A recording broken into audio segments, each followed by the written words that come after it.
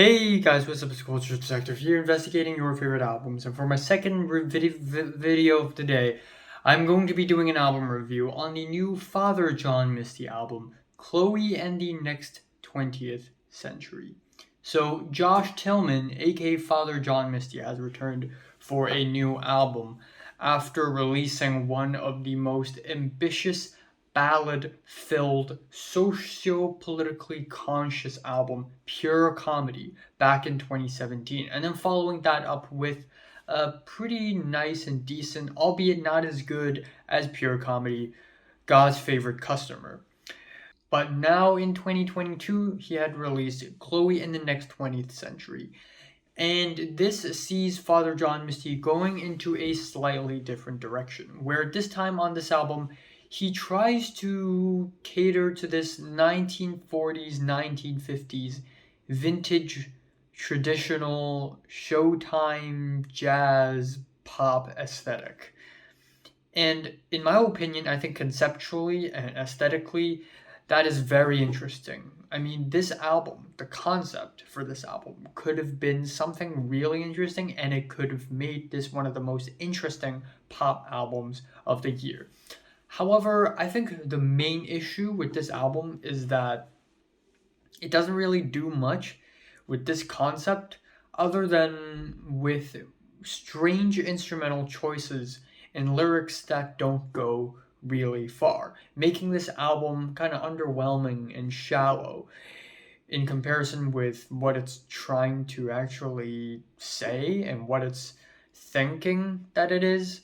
So the album starts off with Chloe, which is this very old school, cartoony 1940s type pop song. It's super old school, older than your grandma's time.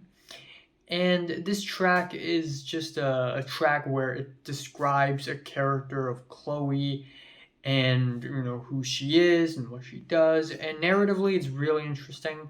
It makes for an interesting beginning to a concept album if there is any cohesive concept. But instrumentally, it just doesn't really hold up all that well. And this track, I feel like, is a little longer than it should be. That is followed with Goodbye Mr. Blue, which has some beautiful strings, soft acoustic guitars, and really heartfelt lyrics where Josh Tillman sings about a dying cat. And then the album continues to go downhill with Kiss Me, I Love You, where the vocals have this tremolo effect.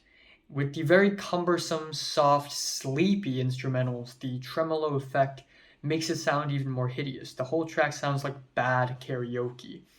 And then we have the track Everything But Her Love, which instrumentally is not that bad. It's surreal, it's dreamy, but it's also really, really washed out with its slow 3/4 time signature guitars and drums. The whole track is just like a fleeting memory. It's just not very impactful at all. The track Buddy's Rendezvous is a melodramatic jazzy ballad, something that Lana Del Rey would definitely sing. And lyrically it's interesting. There are a lot of interesting bits of lyrical ideas here and there, but it never really ties together. In the case, we have this track, where lyrically this track is sung from the perspective of a dad seeing his own daughter growing into stardom, with of course, the 1940s, 1950s flair. Q4 is a pretty nice, solid, rocky, poppy ballad with harp strings and keyboards. Not very great, but I'd say that from the rest of the tracks, this is definitely one of the standout tracks. That is followed with Olvidado, Otro Momento, which is a very gentrified bossa nova track, and nope, it's not very good. The track Funny Girl follows with the theatrical strings and a hilarious narrative, albeit not intentional, but still hilarious narrative about a funny girl. And then we have Only a Fool, which is a ballroom jazz track, and this track is instrumentally really trite and really bland.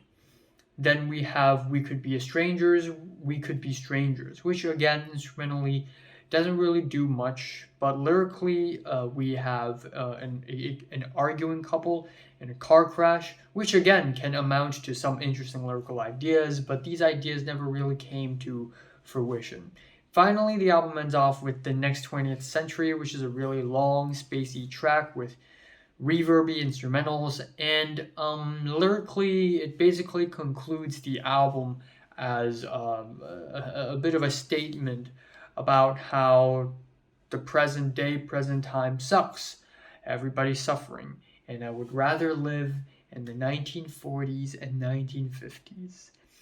But again, the 1940s and 1950s, America is not that better or anything, given the war and the politics.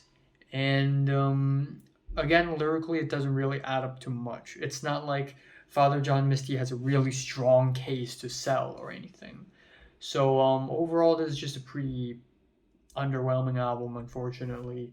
My favorite track here is Goodbye Mr. Blue. My least favorite is either Kiss Me, I Loved You, or Only a Fool.